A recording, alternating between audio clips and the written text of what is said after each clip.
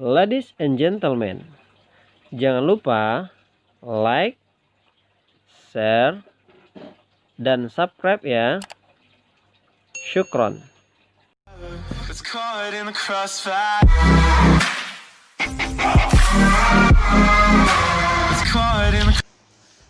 Assalamualaikum warahmatullahi wabarakatuh. Salam sejahtera buat kita semua dimanapun kita berada. Pada kesempatan kali ini, saya ingin menyampaikan atau menjelaskan materi perkuliahan mata kuliah Fikih Jinayah mengenai asas-asas hukum pidana Islam.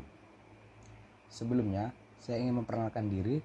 Nama saya Jonathan Fran Siregar, nomor induk mahasiswa 11820712561, semester 5, jurusan Ilmu Hukum, Fakultas Syariah, mahasiswa Universitas Islam Negeri Sultan Syarif Qasim Riau. Tujuan dari video ini saya buat dan sampaikan untuk memenuhi tugas ujian tengah semester mata kuliah Fikih Jinayat dengan dosen pengampu yang saya hormati, Bapak Riki Arnaidi MAG. Sebelum saya melanjutkan pada pembahasan materi tentang asas-asas hukum pidana Islam, alangkah baiknya saya menjabarkan sedikit mengenai pengertian Fikih Jinayat. Fikih Jinayat adalah sebuah kajian ilmu hukum Islam yang berbicara tentang kejahatan. Dalam istilah yang lebih populer, hukum jinayat disebut juga dengan hukum pidana Islam.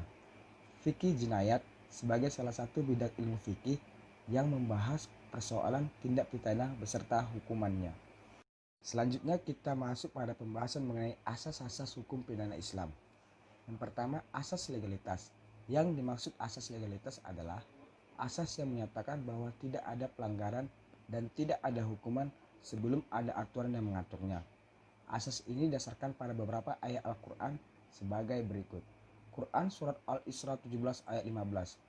Barang siapa yang berbuat sesuai dengan hidayah Allah, maka sesungguhnya dia berbuat itu untuk keselamatan dirinya sendiri.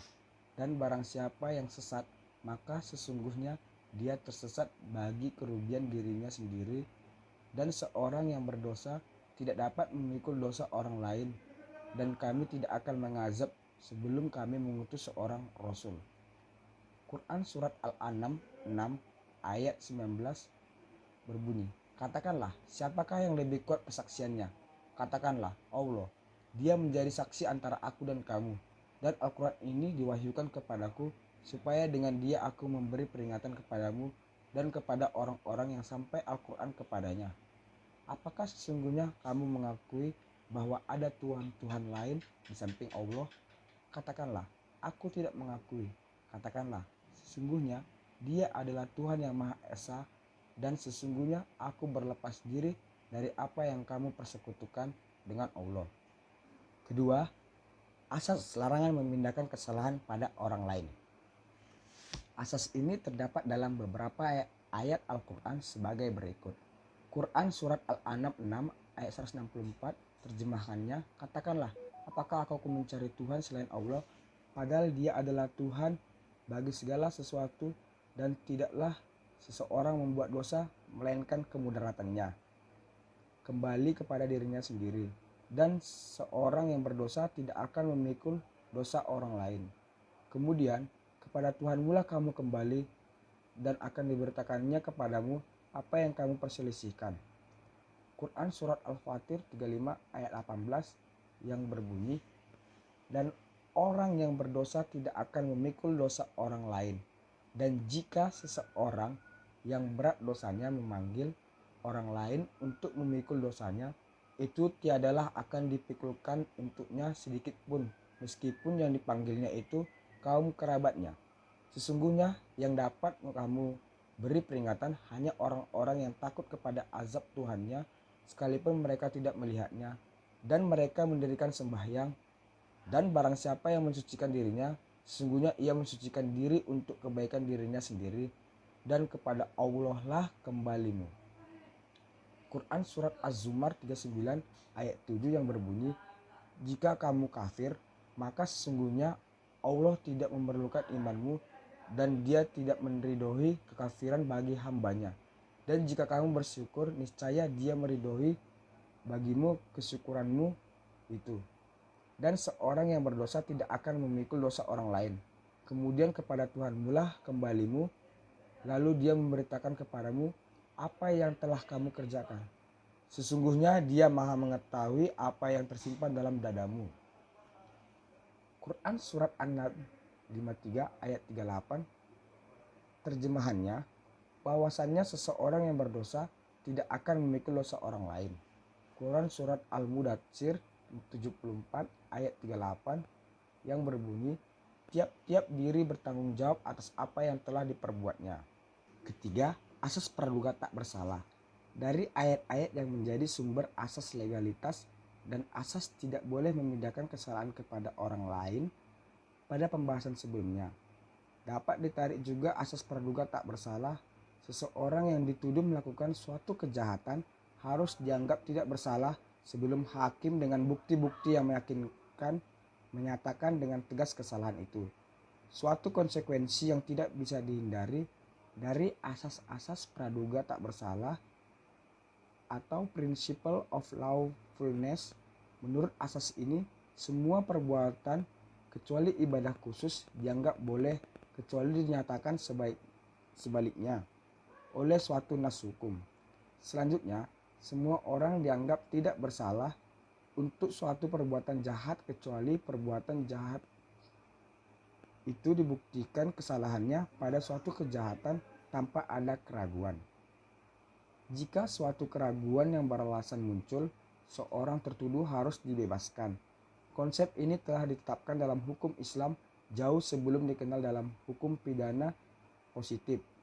14 abad yang lalu, Nabi Muhammad SAW bersabda, "Hindarkanlah bagi hukuman hudud kapan saja kamu dapat dan bila kamu dapat menemukan jalan untuk membebaskannya daripada salah dalam menghukum." Asas tidak berlaku surut non retroaktif.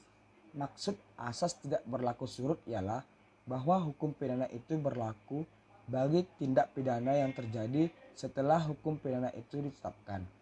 Hukum pidana tidak boleh berlaku ke belakang, yakni kepada perbuatan yang belum ada aturannya. Asas ini dalam sejarah Islam telah ditetapkan dengan jelas. Nabi SAW tidak pernah menghukum kejahatan-kejahatan yang dilakukan oleh para sahabat pada zaman jahiliyah sebelum adanya larangan terhadap kejahatan-kejahatan tersebut. Beliau hanya menetapkan hukuman yang berisi perintah dan larangan itu sejak mulai diturunkannya wahyu. Sebagai contoh, orang-orang pada zaman jahiliyah dahulu biasanya menikahi mantan istri ayahnya sendiri. Kemudian, ayat Al-Quran turun melarang praktik semacam itu. Akan tetapi, Al-Quran turun melarang praktik semacam itu mengecualikan praktik seperti itu yang dilakukan sebelum turunnya ayat tersebut. Sehingga akibatnya perkawinan seperti ini menjadi putus.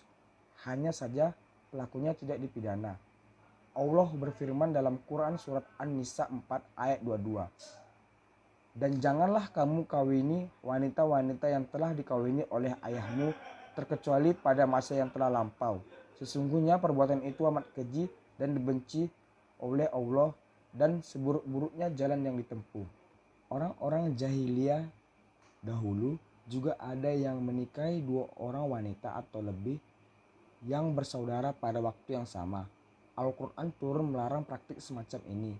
Akan tetapi, ayat yang turun juga mengandung pengecualian terhadap praktik yang dilakukan sebelum turunnya ayat tersebut, sehingga perkawinan tersebut dianggap putus. Namun, pelakunya tidak dikenakan sanksi. Allah berfirman dalam Quran Surat An-Nisa 4 ayat 23. Diharamkan atas kamu mengawini ibu-ibumu, anak-anakmu yang perempuan, saudara-saudaramu yang perempuan, saudara-saudara bapakmu yang perempuan, saudara-saudara ibumu yang perempuan, anak-anak perempuan dari saudara-saudaramu yang laki-laki, anak-anak perempuan dari saudara-saudaramu yang perempuan, ibu-ibumu yang menyusui kamu, saudara perempuan persusuan, ibu-ibu istrimu mertua, anak-anak istrimu yang dalam pemeliharaanmu dari istri yang telah kamu campuri. Tetapi jika kamu belum campur dengan istrimu itu dan sudah kamu ceraikan, maka tidak berdosa kamu mengawininya. Dan diharamkan bagimu istri-istri anak kandungmu, menantu, dan menghimpunkan dalam perkawinan 2 perempuan yang bersaudara, kecuali yang telah terjadi pada masa lampau. Sesungguhnya Allah Maha Pengampun lagi Maha Penyayang. Demikianlah asas tidak berlaku surut yang melarang berlakunya hukum pidana ke belakang kepada perbuatan yang belum ada. Aturannya ini telah diterapkan oleh hukum pidana Islam sejak diturunnya ayat-ayat Al-Quran 14 abad yang lalu. Sedangkan orang-orang Eropa baru melakukannya dalam pasal 8 dari The Declaration of the Rights of Man and Citizen pada tahun 1789, lalu diikuti oleh beberapa konstitusi dan kitab undang-undang yang berlaku. Dan yang kelima, asas kesamaan di hadapan hukum, equality before the law. Menurut syariat Islam, semua orang di hadapan hukum adalah sama. Tidak ada perbedaan antara pria dan wanita, tuan dan hamba, si kaya dan si miskin, penguasa dan rakyat jelata. Hal ini ditegaskan oleh Rasulullah SAW ketika berada di Mina pada hari-hari tasyrik dengan sabdanya. Dari Abi Nadrat katanya, orang yang mendengar khotbah Nabi SAW di tengah hari-hari tasyrik memberitahukan aku. Beliau bersabda, wahai manusia, sesungguhnya Tuhan kamu satu dan ayah kamu satu. Ketahuilah, tiada keutamaan bagi orang-orang Arab atas orang asing, dan tidak pula bagi orang asing atas orang Arab. Dan tidak ada keutamaan bagi orang yang berkulit hitam atas berkulit merah. Dan tidak pula orang yang berkulit merah atas orang berkulit hitam kecuali dengan takwa. Hadis riwayat Haitami. Prinsip equality before the law, kesamaan di hadapan hukum, pernah dipraktikkan. Misalnya, pada zaman Rasulullah SAW dahulu, ada orang wanita dari kabilah Makhzum yang tertangkap karena mencuri. Kabilah tersebut lalu berusaha memohon pembebasannya dari hukuman potongan tangan dengan jalan menjadikan Usamah bin Zaid, salah seorang sahabat yang disayangi Rasulullah SAW, sebagai perantara mereka.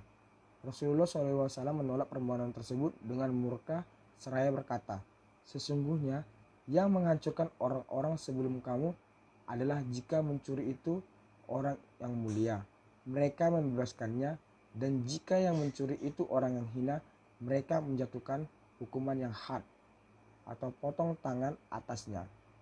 Demi Allah, jika Fatimah binti Muhammad, putri beliau sendiri itu mencuri, niscaya Muhammad sendiri yang memotong tangannya.